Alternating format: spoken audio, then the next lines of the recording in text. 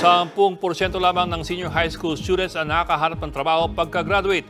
Kaya naman target ng Department of Education na baguhin ang curriculum ng K-12 program. Nasa frontline na balitang yan, Marian Enriquez. Sa kauna-unahang 2023 Basic Education Report ni Vice President at Education Secretary Sara Duterte, binigyang diin niya ang problema sa curriculum, partikular sa K-12 program. Sa pag-aaral daw ng Bureau of Curriculum Development, 83% ng senior high school students ang nagka-college pa rin para makahanap ng trabaho. 10% lang daw kasi ng K-12 graduates ang nagkakatrabaho. The K-12 curriculum promised to produce graduates that are employable. That promise remains a promise to this day. Dahil dyan, gustong baguhin ng DepEd ang K-12 curriculum nang sa gayon ay umakma ito sa pangangailangan para magkatrabaho.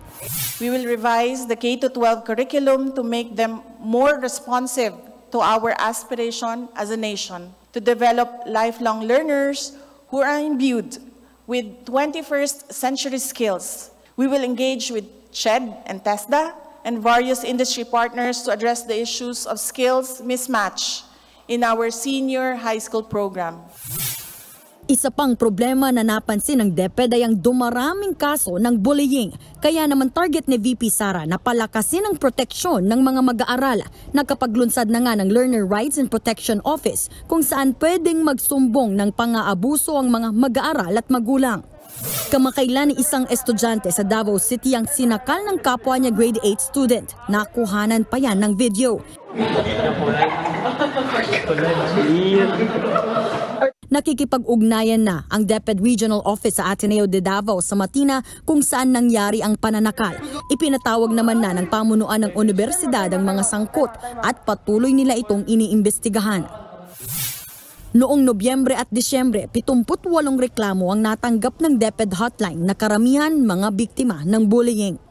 We will improve our learning environments to encourage support, discourage bullying, strengthen the implementation of child protection policies, make students feel safe and respected.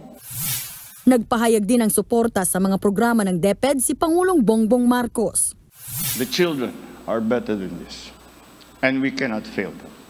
And that is the main motivation that we should keep in our hearts.